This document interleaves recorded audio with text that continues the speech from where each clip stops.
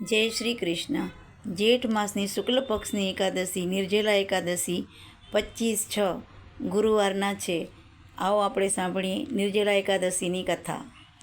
ભીમસેને પૂછ્યું, હે પિતામહ, હે વ્યાસજી, આ મારા ચારે ભાઈઓ માતા કુંતાજી અને દ્રૌપદીજી ક્યારે એકાદશીના દિવસે ભોજન કરતા નથી, પણ મારાથી ભૂખ વેઠી શકાતી નથી.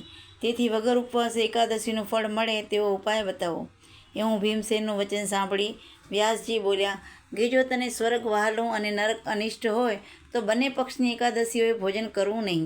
ભીમસેને કહ્યું, હે પિતામહ, દિવસમાં એક વખત ભોજન પર રહેવા હું અસમર્થ છું, તો પછી બંને વખત ઉપવાસ કેમ કરી શકું?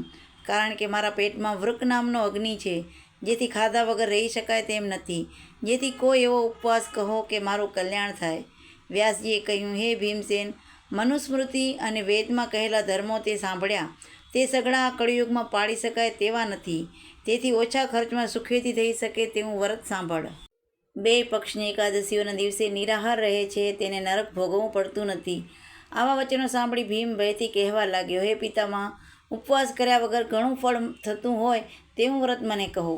વ્યાસજીએ કહ્યું, જ્યેષ્ઠ સુધી એકાદશીનું પ્રત્યોતનપૂર્વક વ્રત કરવું.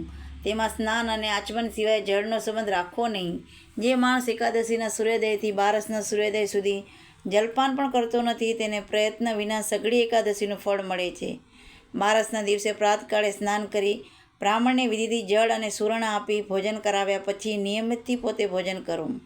હે ભીમસેન, વિધિથી એકાદશીનું વ્રત કરવાથી આખા વર્ષની સઘળી એકાદશીનું ફળ પ્રાપ્ત થાય છે.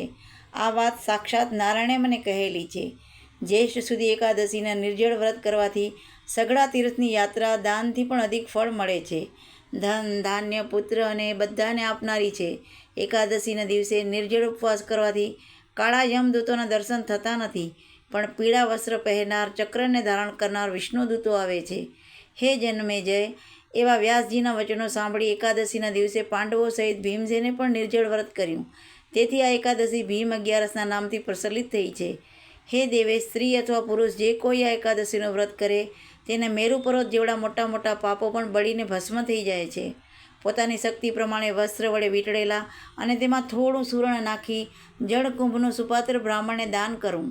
આ દિવસે કરેલું દાન, જપ, હોમ બધું જ અક્ષય થાય છે, એમ શ્રી કૃષ્ણએ કહ્યું છે. હે રાજન, જે માણસ એકાદશીના દિવસે અન્ન ખાય છે તે આ લોકમાં ચાંડાલ થાય છે, અંતે નરકમાં પડે છે.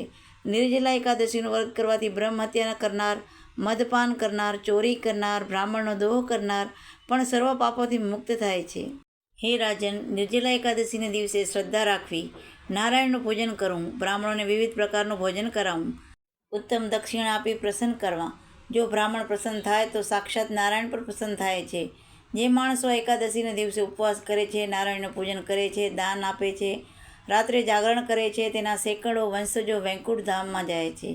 એકાદશીના દિવસે સુપાત્ર બ્રાહ્મણને અન્ન, વસ્ત્ર, શૈયા, ગાય, આસન અને કમંડળનું દાન કરનાર અવશ્ય વિમાનમાં બેસીને સ્વર્ગમાં જાય છે.